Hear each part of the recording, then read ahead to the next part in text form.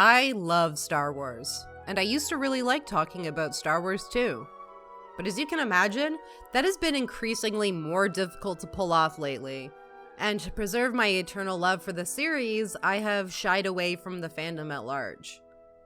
And although it seems that every day a new Star Wars thing gets announced, new trilogies made, new generations adopting the fandom, one thing about Star Wars will remain constant. And that is my love for Episode 1. In fact, my love for Episode 1 grows along with the hate. So good old Phantom Menace and I, been through some times. And you can imagine, I've got a whole lot of love welled up inside. While it may not be the best movie or my favorite, it is not deserving of the intense vitriol it has received up to this day.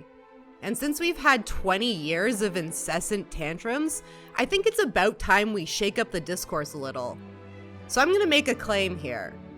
And that claim is that Star Wars Episode 1, The Phantom Menace, is in fact the best of the Star Wars prequels.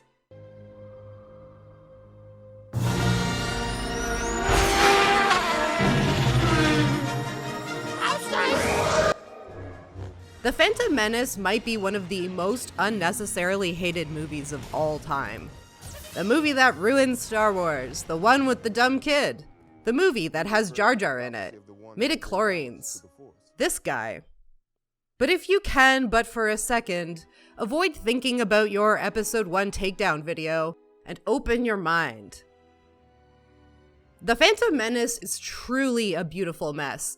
Just as much of a product of its time as New Hope was in '77. Except this time, everything became bigger. New worlds, new characters, new tech, still hearkening back to a fictitious bygone era of design, but with risks and newfound pressure of long-term fans held the crew to a standard beyond the scope of the originals. Here's some great things about Episode 1. Music has always played an important role in elevating some of the most emotional, iconic scenes in the series. Can you imagine this scene without it?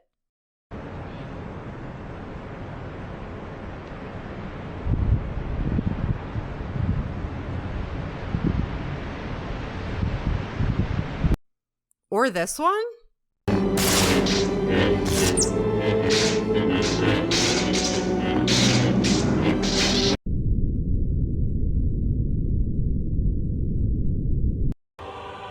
The soundtrack for Phantom Menace is downright iconic.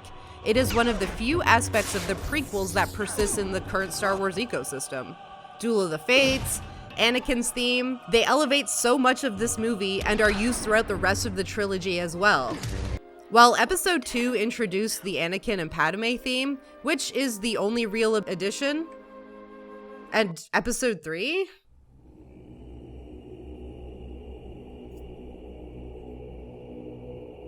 I could talk all day about Podracing, so I'm gonna do my best to contain myself. And I don't know if it's just me, but desert races are just peak film. You can't go wrong. It's the ruggedness of the vehicles mixed with the wasteland environment where the rules don't apply.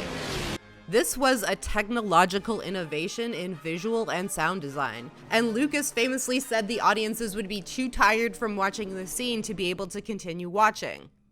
Right off the bat, the beginning of the race is giving me everything I need from a Star Wars creature feature scene. Jabba the Hutt and his wife are there, which, just makes sense.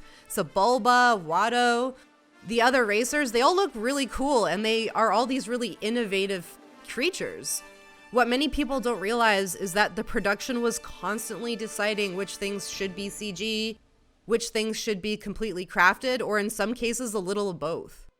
It's gritty, well-paced, and the effects still honestly hold up quite well.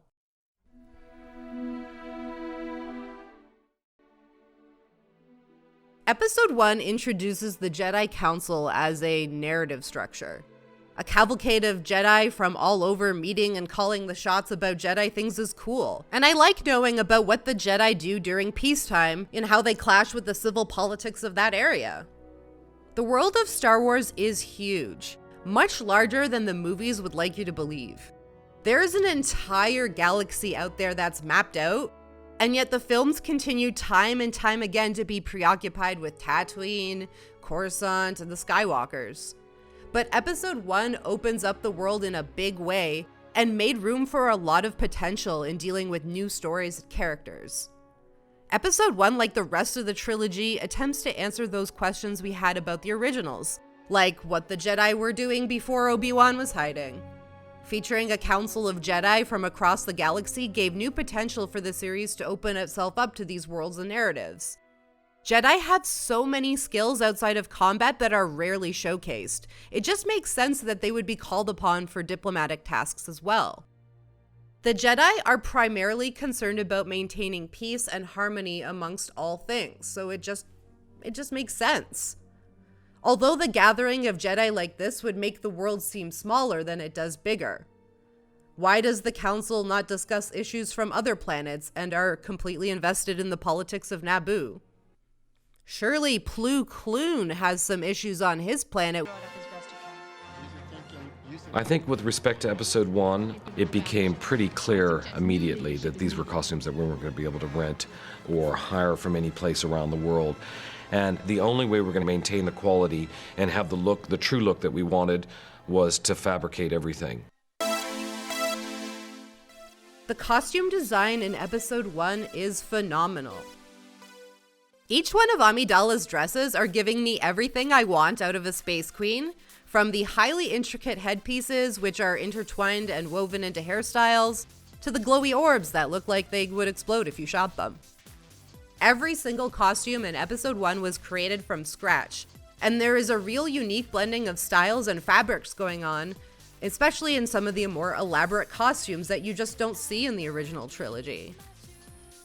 Padmé's wardrobe is one of her most prized possessions, which is handed down to Leia and then stolen by First Order Security Bureau Agent Terex. Bygone's defiance I sense in you. Need that you do not. Agree with you, the Council does. Your apprentice, young Skywalker, will be. Episode 1 is the only prequel to still use the Yoda puppet, before switching to the fully CGI version we see in Attack of the Clones. Some people thought Yoda jumping around fighting was real cool, but to me, as soon as the puppet was gone, a lot of the magic of the character was gone as well. Yoda, as a character, shouldn't be fighting at all. The first day was pretty, awesome for me to walk onto a set, looking around at all the people there and the costumes, and then to make it even better, all of a sudden I was there with, Yoda. And as we go through the prequels, we see less and less interesting creature design. And while all the prequels are guilty of overusing CGI, Episode 1 still showcased a myriad of practical effects that we associate with the classic Star Wars films. Darth Maul. I want to check out Darth Maul. He's going to be the new king. Darth Maul is one of the coolest looking characters in the Star Wars universe, and plays the part of the mysterious Sith apprentice well. For a side villain in the first movie in a trilogy, yeah, it works. Unfortunately, the double lightsaber reveal was given away long before the movie came out, as it was included in trailers and promotional materials at the time. Could you imagine seeing this for the first time, though? The double lightsaber makes sense for the scene and is the only gimmicky lightsaber I really appreciate, being that it isn't a huge deviation from the standard design. But for some reason, they keep tipping their hand when it comes to the latest lightsaber designs. I know a lot of people criticize the choreographed lightsaber fights, but it fits with the scene and the characters perfectly. And it's nice to see a new approach to the style. Do you expect a fight between the rule-bending Jedi and the emotional Padawan fighting a Sith menace to go like this? Only a master of evil, Darth.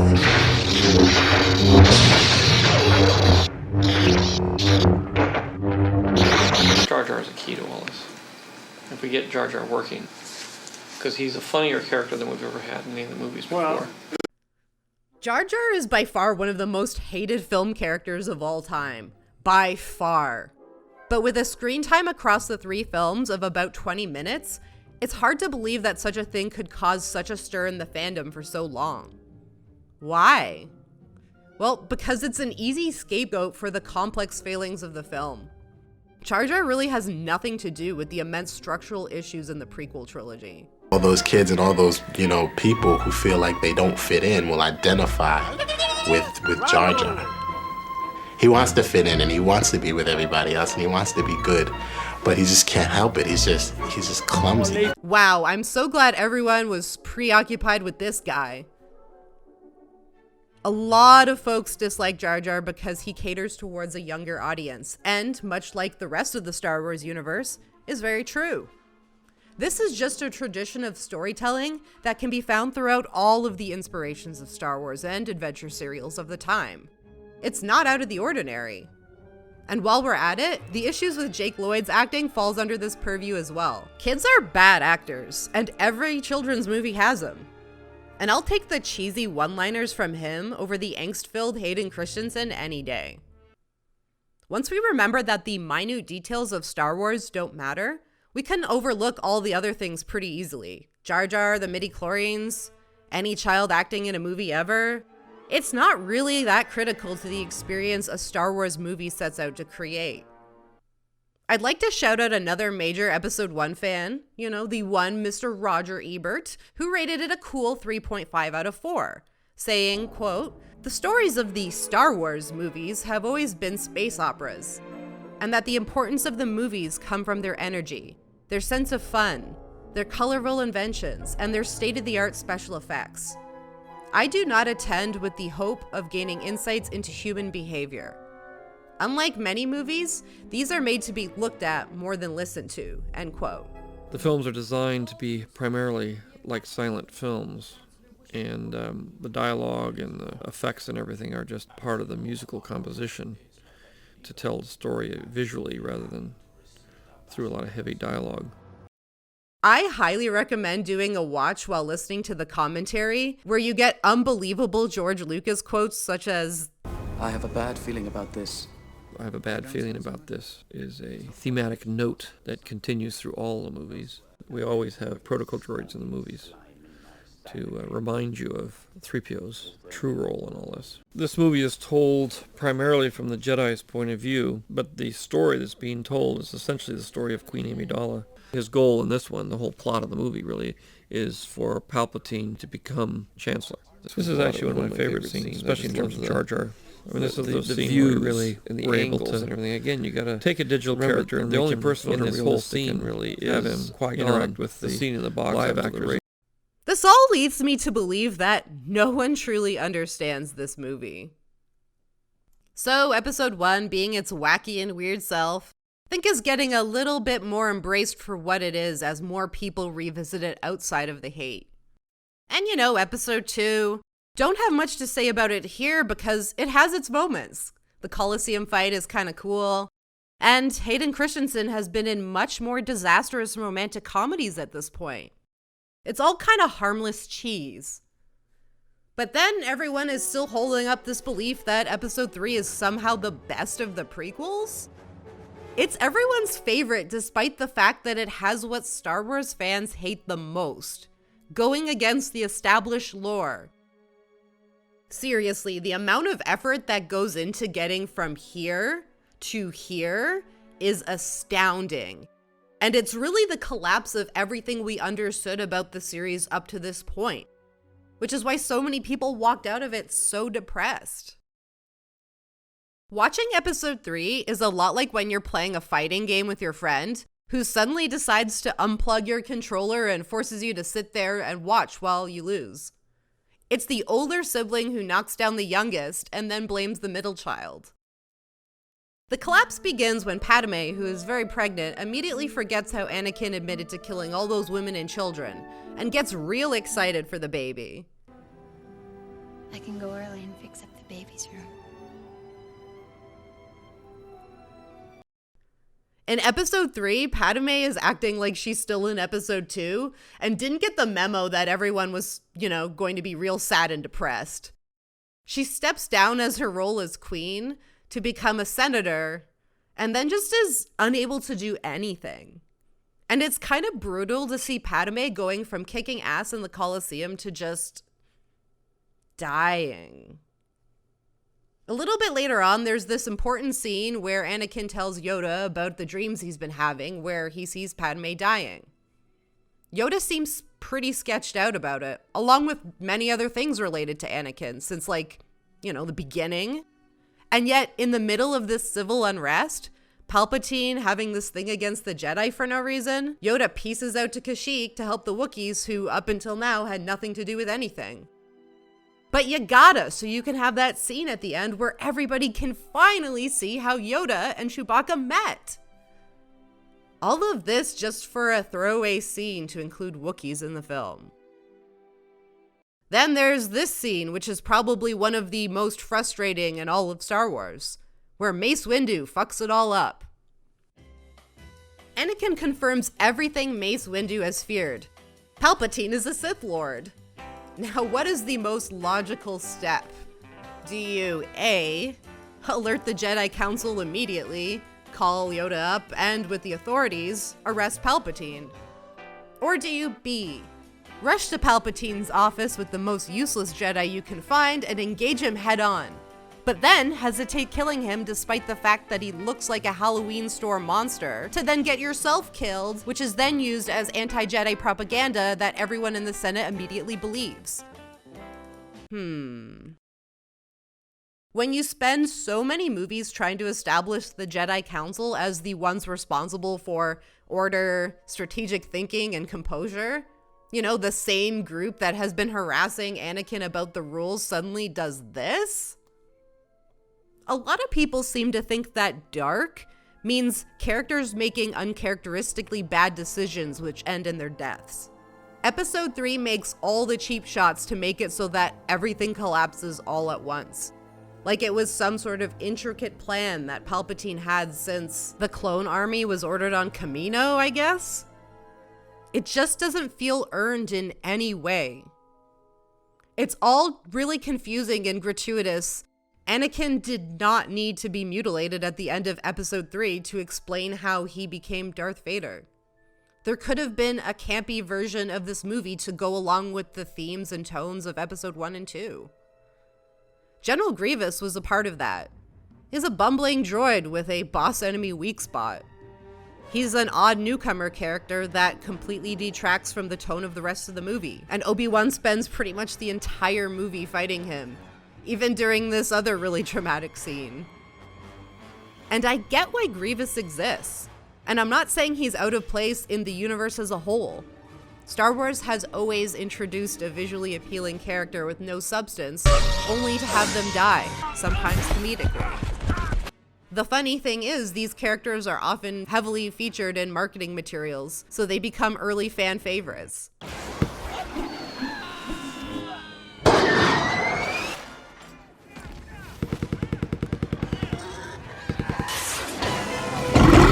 Listen, everybody. Boba Fett was never that cool or good at what he did. Everyone's favorite fight at the end with Anakin and Obi-Wan goes on and on, mostly because it's intercut with this forgettable fight scene between the slowest lightsaber uses in the universe. I thought I'd read another quote from Ebert's review to talk about the spirit of Episode 1. The difference is that Lucas's visuals are more fanciful, and his film's energy is more cheerful. He doesn't share the prevailing view that the future is a dark and lonely place. Alan Moore talks about a similar phenomenon in the comics world when The Killing Joke came out. Episode 3 is cruel, unforgiving, and aimed to destroy everything that Episode 1 and 2 had set up, both the good and the bad. In that way, it was Star Wars telling itself that it wasn't allowed to be fun anymore. And it wasn't. It was a real shitty time to be a Star Wars fan. All we had were countless Jedi games and new Star Trek movies, which at the time were thought to be the next new hot thing. Star Wars was for edgy teenagers when it used to be for everybody. We became obsessed with liking the right Star Wars, something that still continues to this day. But how can we fault Episode 1 for not being aligned with the drastic changes we see in Episode 3? And I'm not the only one with a passion for The Phantom Menace. The mysterious Phantom edit, constant fans refining and tweaking The Phantom Menace into something more cohesive. And it's that potential, the slight changes that could have been made to salvage this film, because the vision and the spirit is there. And I think that's really what matters the most.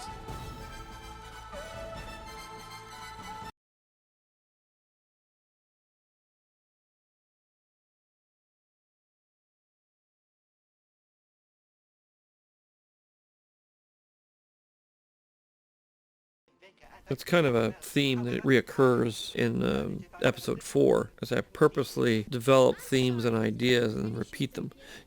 It's very, very clear in the 2 trilogies that I'm putting the characters in pretty much the same situations, sometimes even using the same dialogue, so that the father and the son go through pretty much the same experience. Obviously, Anakin takes a different road than his son takes, so that at some of these turning points they go the other way, but it's been set up for you to almost expect that they will go, that Luke will follow in his father's footsteps, because in a lot of these episodes they do follow each other, which leads to a subtle influence which gives the audience a little expectation.